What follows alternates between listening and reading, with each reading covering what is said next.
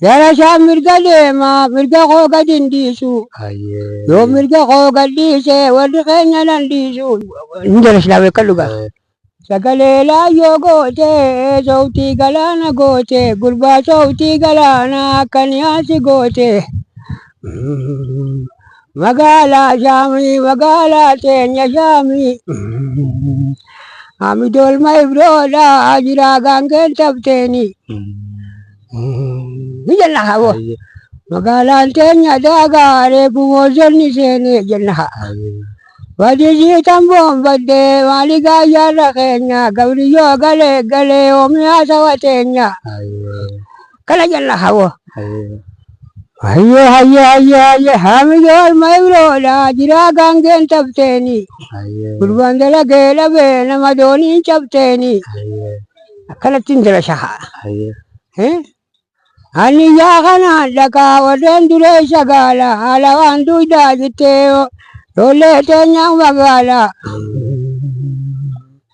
yadara mora nya tu dabasa ngurangenye dura galala nya tu ko shani ra tangenye jenne darsna kala darsna ha wali jelale wali qur'an tane Burba magala bule. Ya boan kanda jadurome. Dia tingka. Wai. Wadi jin laga de ma ganda gudda gona la kajel tu jale nyate la gurba bona la. Hayye jalla. Yara sha mirga lema mirga ko gadin disu. Yo mirga ko gadise wadi kenya nan disu janka. Akana darasnati. Khuruj na halal. Jajara wajin. Hukumat kati sana finne thali kulne thana finne thali tisi kulna. Hayye. Adi jin laga lema ganda gudda gona la. Ajel tu jale nyate ala gurba bona la. Adalle adamade. Akala jindal shaha. Dala sha mirga dema mirga ko gadin disu wadi kenya nan disu wa mirga ko gadin disu jaha. Dala sha mirga dema mirga ko gadin disu yo mirga ko gadise wadi kenya nan disu. Kala jandala shaha. Hayya. Adele bueto gurbale la sodane bilate ganda la gurbambe la sodane. Mujalaka. Jala shaha le kenya. Hayya. Kasid dala guturtan. Wishinga mutagala mutabal mankune. Hayye. Abal mabangu utabule abo abdale wale nude. Hayye wali selale Qur'an tane gurba wale abo ganda ke jawlale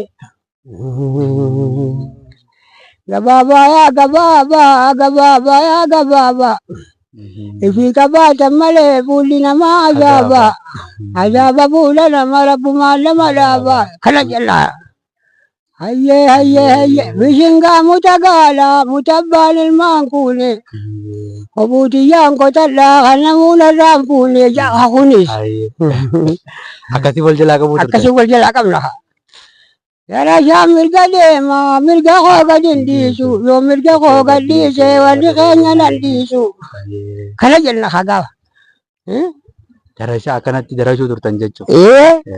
Nafis Abrahimi dhalata Siifis Abrahimi dhalata Abrahim Tijalle Amara qalata. Umma nagiya fayya maqaan keenya Zaarama mee umma Zaara waa'ee odaa watar kan jaayantu jaaya Abrahim Hamid turte jaa mee akka ati akka keetiitti waan kanaa waan beektu. Lakin inti beeku Haye ilmoo dhabeeti haye Hamid Ibro haye deemee dhabee haye Abdullah Moomin harkate haye Oggus duuba haye waraabellee olii waa faffaltuun hassee waa faffaltuun hassee faala laaltuun hassee jee odoonni waa faluutiin ijoollee warraa marse jee. Eenyuja? Abdullaa Muumina Abdullah intala dhale matti dhufe xiyyooti as baasi jeeni garsiise. Naafis Abraahimii dhalata siifis Abraahimii dhalata Abraahim kiyyallee amaaraa qalata dhiiga Abraahim kiyya ilma Abraahim keetii kafalata jee. Hoggunni Abraahim dhalutti dhufe. Hoggaatti dhufu gaangeen haamit ibroo maqaan hangaatu Abraahim haamidis maqaan raggaatu jee laagattu. Akkasiin jeena tahee waraana cufa fuullee jechuudha. Akkasikka isaa taa'ufa.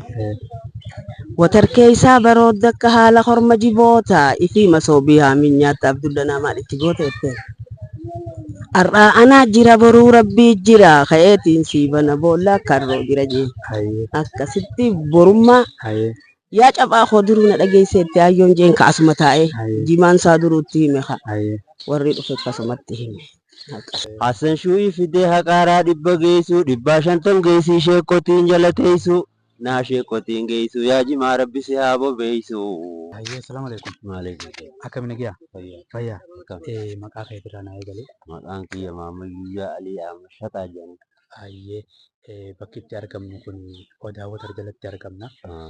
Mee waa'ee odaa kanaatiin wal qabsiiftee waan beektu.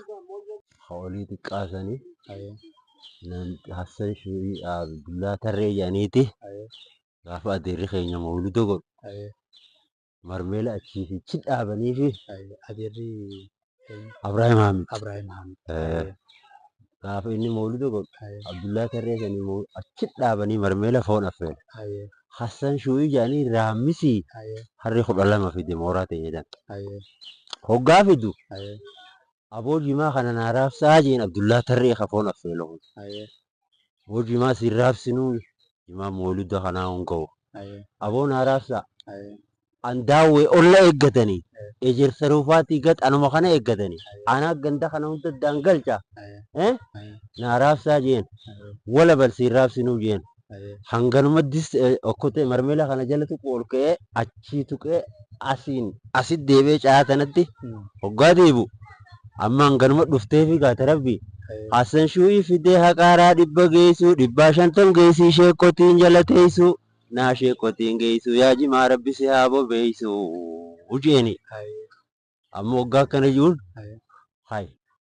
amma hanganumatti adeerri keenya kun Haaji Abrahaam gooftaa jimaan kun belta'ee beekiga. Hoggaa inni kana jiru amma gooftaa amma jimaan Hassan Shu'ii raammisii fidee belta'ee dhume akkam goonaa jennaan eenyu dhorkattan jeenka jaartee Aqilaami Abdullaa Tarreet aboo gandi haajii kun ka'a akka jirtanitti afrii guuradhaadha.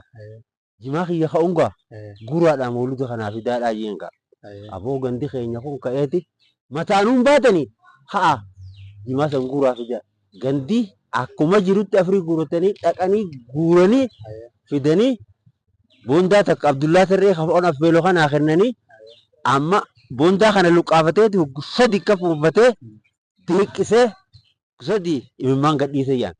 Hassan Shu'ii fidee haqaaraa 100 geessu 50 geessii sheekotiin jala teessu naa sheekotiin geessu yaa jimaa rabbi si haa bobeessu. Ujeetuma jimaan bobeemi akkasuma jala tuqoole. Amma jimaa bobeessan eega jimaa ungaa fidan san eessan na hin dhaajaniin kaa gooftaa achi ol gandaa ol hin naqaa jeeni jaa bikka xaaraatti.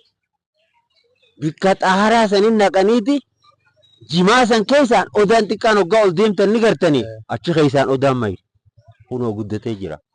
Bakka jimaatti naqan sanii. Bikka jimaatti naqan saniin gandaa ol kunoo Ja'far isin garsiisa. Odaan achi keessaan mayre jimaa san keessaan.